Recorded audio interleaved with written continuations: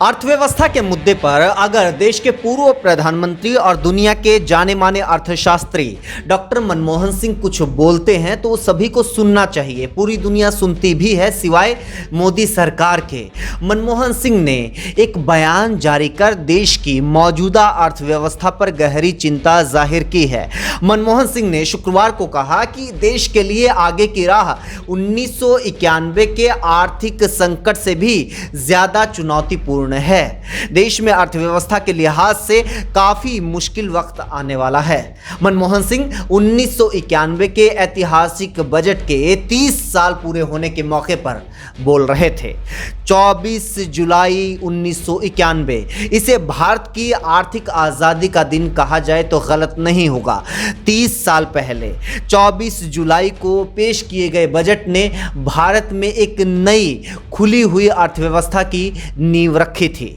1991 के केंद्रीय बजट में तत्कालीन वित्त मंत्री डॉक्टर मनमोहन सिंह ने भारत में लाइसेंसी राज को लगभग खत्म कर दिया। इंपोर्ट एक्सपोर्ट की नीतियों में बदलाव से घरेलू अर्थव्यवस्था के दरवाजे दुनिया के लिए खोल दिए गए। नतीजतन मजबूत भारत की नींव पड़ी और आज इसी वजह से हम $5 ट्रिलियन की जीडीपी का सपना देख रहे हैं।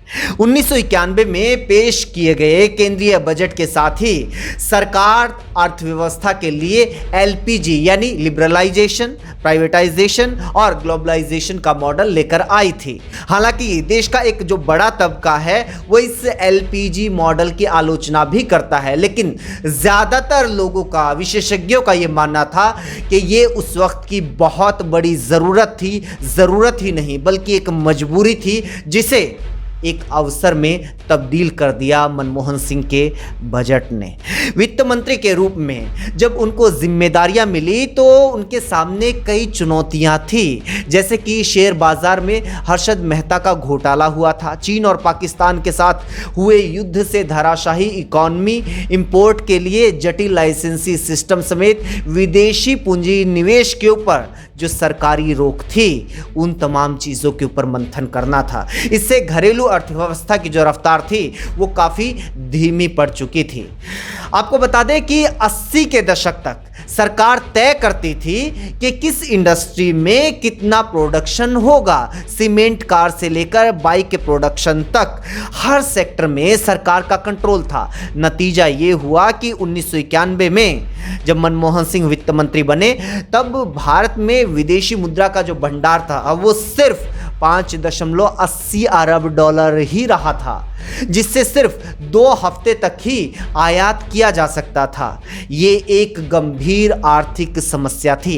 1991 में तत्कालीन सरकार ने कस्टम ड्यूटी को 220% से घटाकर 150% कर दिया। बजट में बैंकों पर आरबीआई की लगाम भी ढीली की, जिससे बैंकों को जमा और कर्ज पर भी ब्याज दर और कर्ज की राशि तय करने का अधिकार मिला।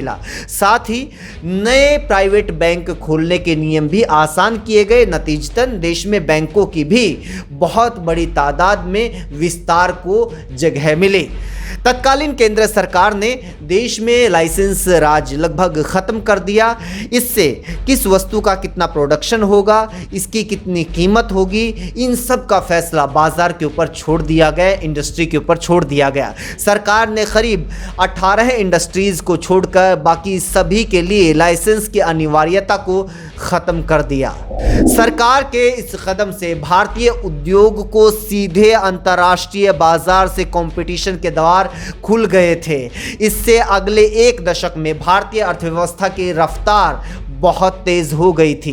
3 दशक पहले उदारीकरण की बुनियाद रखने वाले पूर्व प्रधानमंत्री और वित्त मंत्री डॉक्टर मनमोहन सिंह ने मौजूदा सरकार को चेतावनी भरे लहजे में कहा है कि देश की अर्थव्यवस्था का जैसा बुरा हाल 1991 में था, कुछ वैसी ही स्थिति आने वाले समय में होने वाली है।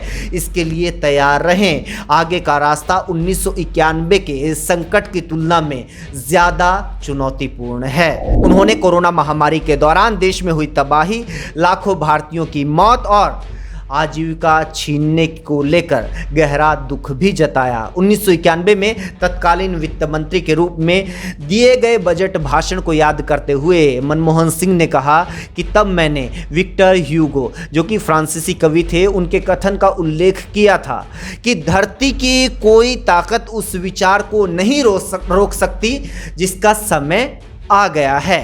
पर 3 दशक बाद आज बतौर राष्ट्र हमें अमेरिकी कवि रॉबर्ट फ्रॉस्ट की कविता को याद करना चाहिए। उन्होंने लिखा था, मुझे वादों को पूरा करने और मीलों का सफ़र तय करने के बाद ही आराम करना है। यह आनंद उल्लास का नहीं बल्कि आत्मनिरीक्षण का समय है।